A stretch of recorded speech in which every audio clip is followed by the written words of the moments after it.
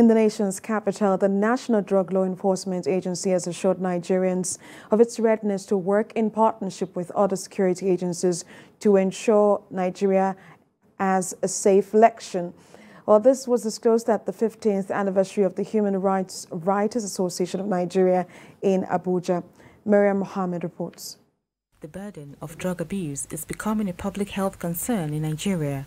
Many citizens believe powerful drug barons who are also politicians are behind the menace. The nation has garnered a reputation as a center for drug trafficking and usage, mostly among the youth population. A report by UNODC shows that 1 in 7 persons aged 15 to 64 have used drugs over the years, while 1 in 5 suffer from drug-related disorders. The multiplier effect of this is a rise in criminal activities such as electoral violence, kidnapping, banditry, terrorism and others.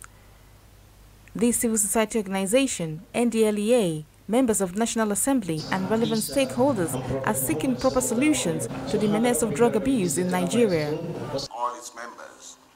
The NDLEA is concerned about how hard drug-fueled election violence in Nigeria and it's repositioning itself to positively intervene to ensure peaceful polls in 2023.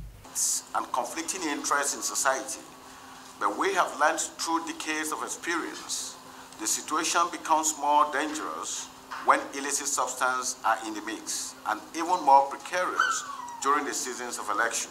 Lawmakers on their part pledge to institute the practice of politicians going for drug tests before assuming office.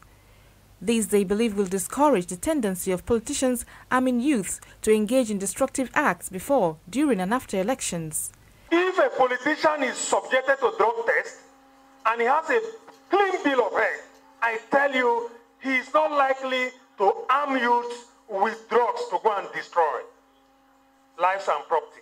Members of Human Rights Association of Nigeria encourage citizens to be patriotic at all times and do whatever they can to save the nation from the menace of drug abuse.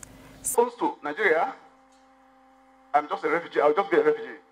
If anything happens to Nigeria, so many of us that are seated here all over the country, we're going to be refugees because we don't have the kind of millions to even buy a ticket to get to London. The agency and stakeholders have called on all Nigerians to support the NDLEA on their quest to end drug abuse across the country, as the fight is not just for the agencies alone. Miriam Mohammed, TVC News, Abuja.